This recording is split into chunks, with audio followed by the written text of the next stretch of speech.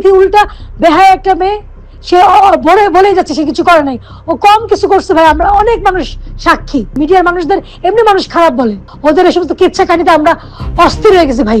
তিথিকে নিয়ে যে সবসময় বলছে যে আমার বউ টক্সিক ছিল, তিথি আমার খুব ভালো কমফোর্ট জোন ছিল, এগুলো এখনো তিথির কথা কেন বলতেছে এত প্রমাণ থাকা সত্ত্বেও? ইকরার মৃত্যুর 7 দিন পর নতুন করে বিতর্কে জড়ালেন অভিনেতা জাহের আলভী। অভিনেত্রী রিমু রোজা খন্দকার তার উদ্দেশ্যে একটি খোলা চিঠি প্রকাশ করে বেশ কিছু গুরুতর অভিযোগ তুলেছেন। শুক্রবার মধ্যরাতে জাহের আলভীর ফেসবুক পোস্টকে ঘিরে এ চিঠি লেখেন তিনি। মিডিয়ার অনেক মানুষ মুখ খুলে নাই, বরং তারা গাঁজা সাপ্লাই দিচ্ছিল যাতে গাঁজা খায় নায়ক নাকি শুটিং করতে আসে। এখনো যদি আলভী বলে যে যা হয়েছে আমার ভুল হয়েছে, আমার বউ তো চলে গেছে, আমার বাচ্চার জন্য আমাকে বাঁচতে হবে, সবাই ওর প্রতি সিম্প্যাথি দেখাবে, কিন্তু ও তো বারবার ওর ওয়াইফকে ব্লেম দিয়ে যাচ্ছে, তিথির সাপোর্ট করে যাচ্ছে।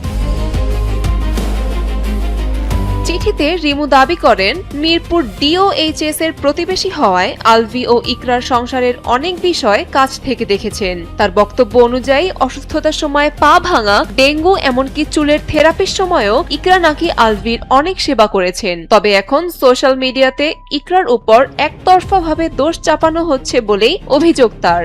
আল্লাহ তাআলা বলছে কেউ যদি মাফ চায় আল্লাহ নিজেই মাফ করে দিতে বলছে, আল্লাহ নিজেই মাফ করে দেয়। ওর যদি কোনো কিছু হয়, যে আইন আদালত আছে, অবশ্যই ও যদি মাফ চায় বা ও যদি ওর ভুল স্বীকার করে যে না হ্যাঁ এটা আমার ভুল ছিল। মিডিয়ার মানুষ আমরা এমনি পৌঁছে গেছে, আমাদের কেউ ভালো বলে না, ওদের এই সমস্ত কিচ্ছা কাহিনীতে আমরা অস্থির হয়ে গেছে ভাই। আর কি বলবো, কিছু বলার নাই আর প্লিজ। রিমু প্রশ্ন তুলেছেন, যদি ইকরার বিরুদ্ধে সিগারেট, মদ বা গাঁজা সেবনের অভিযোগ তোলা হয় তাহলে আলভী নিজে কি এসব থেকে সম্পূর্ণ দূরে ছিলেন? চিঠিতে আরো বলা হয়, তিথি নামে এক নারীর সঙ্গে আলভীকে পুবাইল, 300 ফিট, মাওয়া এমনকি অফিস ও তিথির বাসাতেও একাধিকবার দেখা গেছে।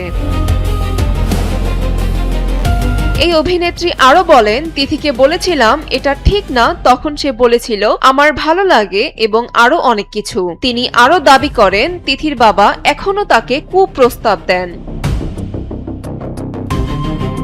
এমনকি ইকরার জন্মদিনের অনুষ্ঠানেও তিথির উপস্থিতির কথা জানতে চাইলে ইকরা বলেছিল, তিথিকে দাওয়াত না দিলে আমার তালাক হতে হতেও বাচ্চা সংসার ভেঙে যাবে। তিনি আরো অভিযোগ করেন, বিষয়টি সেন্সিটিভ হওয়ায় অনেকেই মুখ খুলছেন না, কিন্তু আলভীর বিরুদ্ধে জুয়া ও নারী সংক্রান্ত অভিযোগও নাকি মানুষের মাঝে আলোচনায় আছে।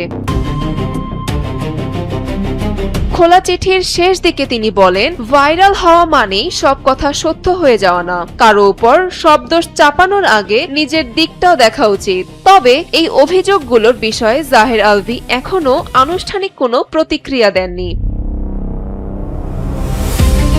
ইকরার মৃত্যুর রহস্য ও এই নতুন অভিযোগ সব মিলিয়ে বিষয়টি এখন সামাজিক যোগাযোগ মাধ্যমে ব্যাপক আলোচনা ও বিতর্কের জন্ম দিয়েছে। তিথির এবং তার পরিবারের বিষয় বলা রিমুর এসব কথার বিষয়ে জানতে তিথিকে ফোন করা হলে তিনি কলটি রিসিভ করেননি। তাসনিয়া জেবা, এনপিবি।